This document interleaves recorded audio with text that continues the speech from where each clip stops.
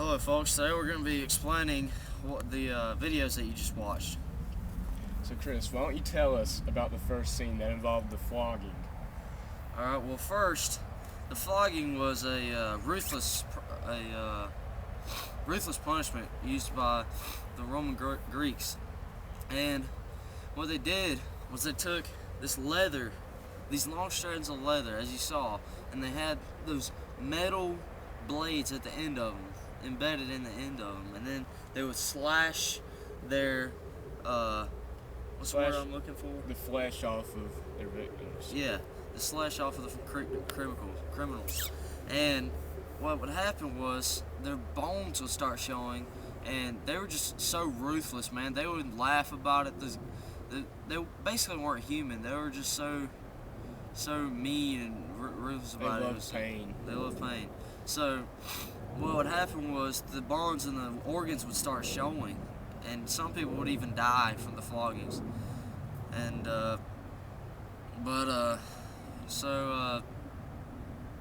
Marty, does that answer your question?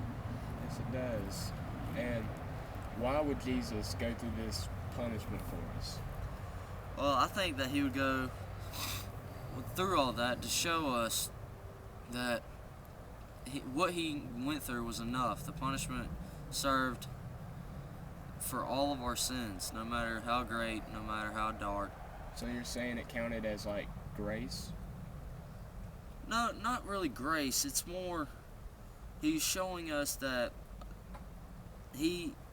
what he did was he went through the punishment for all of our sins to let us know that even though how bad we sin, we will always be forgiven. Exactly. So, alright, well Marty, what do you think about the crucifying? Well, I think that Jesus allowed himself to be crucified because it was really an act of love for us.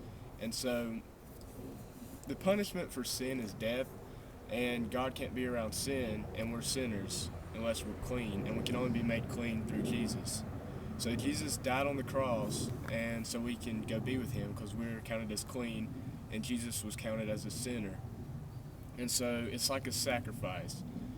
He died for our sin, and so now we were made perfect, and he was looked at as a sinner in front of all the people.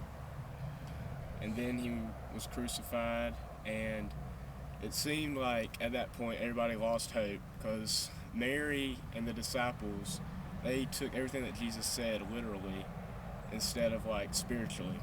And like when he said that the temple will be destroyed and then rebuilt in 3 days, he was actually talking about his body himself, but they thought that it was a literal temple. And so Chris explained to everyone how they lost hope when Jesus died, and then about how when he rose again they found out that he was God. Well, first, what happened was Mary was going to anoint him with oil in his tomb, and when they removed the stone, they found his body gone. Well, at first, Mary thought that they had taken him, they had stolen his body from the temple, that the Jews did. And then Jesus appeared to her, and he said to let him go, to let him be with his Father, because he was going to his Father, our God. And then after Mary realized that, she realized what he was capable of how godly he was, and that all he did and believed in and what she believed in was true. And he proved that to them. Then after he rose from the dead, he would appear to the disciples like just spontaneously, and he would just explain to them like what he did for humanity so they could go out and tell the gospel to other people and tell everyone about Jesus' gift, and all we have to do is accept it. And we can apply that to our life today by just remembering what Jesus had done for us, and know that we shouldn't take advantage of what he did and continue sinning. And we should, just as he died on the cross as an act of love, we should obey him as an act of love.